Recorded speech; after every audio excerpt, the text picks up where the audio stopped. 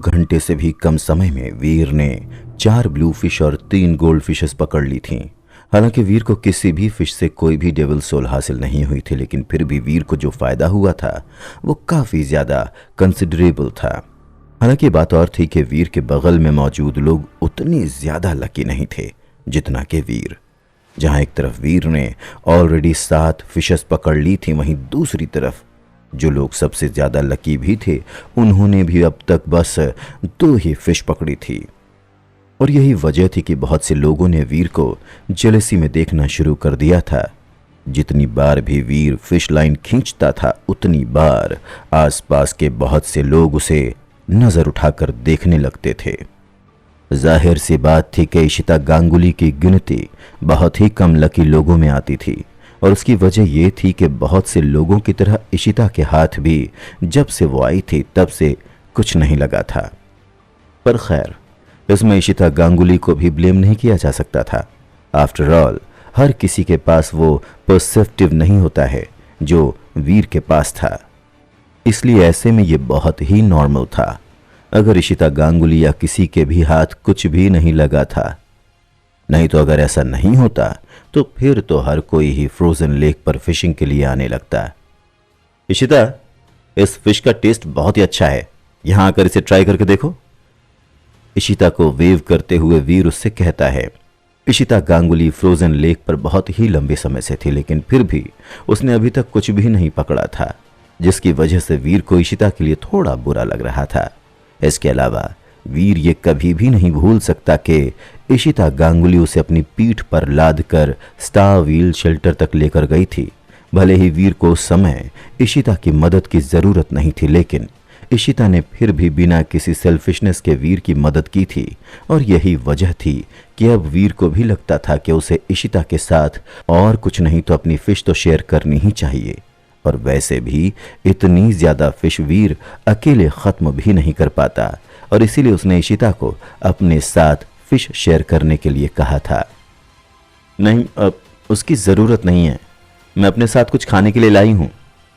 थोड़ा शाय फील करते हुए इशिता गांगुली अपनी पॉकेट में से कुछ न्यूट्रिशन सॉल्यूशंस निकालते हुए वीर से कहती है। अरे, इतना शर्माने की जरूरत नहीं है, आ जाओ यहां पर। अकेले खाना वैसे भी बहुत ज्यादा बोरिंग होता है, और वैसे भी बहुत ज्यादा खाना है। अगर हम इसे खत्म नहीं करेंगे तो सारा का सारा वेस्ट हो जाएगा। अपने चेहरे पर स्माइल के साथ वीर इशिता गांगुली से कहता है।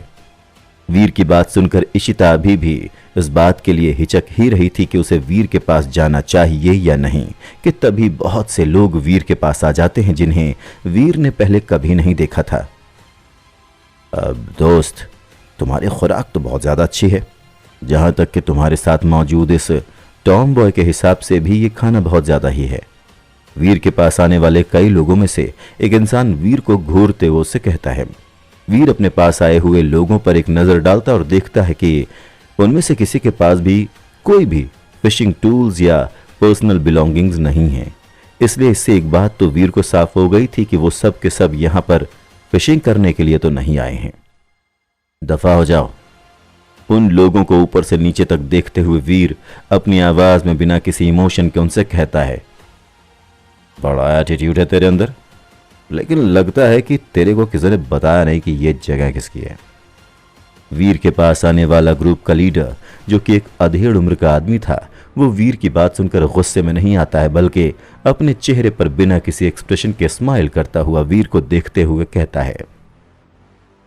जाहिर सी बात थी कि उनमें से किसी ने भी वीर की बातों को बिल्कुल भी सीरियसली नहीं लिया था, बल्कि वो लोग वीर के पास जाते हैं और एक गहरी सांस लेने के बाद वीर के पास रखे बैग को खींचना शुरू कर देते हैं, जिसमें वीर ने अभी अभी पकड़ी हुई अपनी फिशेज रखी हुई थीं।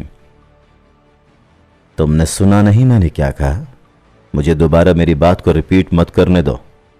अपने पास आए लोगों के ग्रुप का एटीट्यूड देखकर वीर अपनी आईब्रो सिकोड़ता हुआ उन लोगों से कहता है। बहुत सख्ती है तुम्हारे अंदर लड़के, लेकिन ब्लैक गॉड शेल्टर तुम्हारी ये सख्ती दिखाने के लिए सही जगह नहीं है।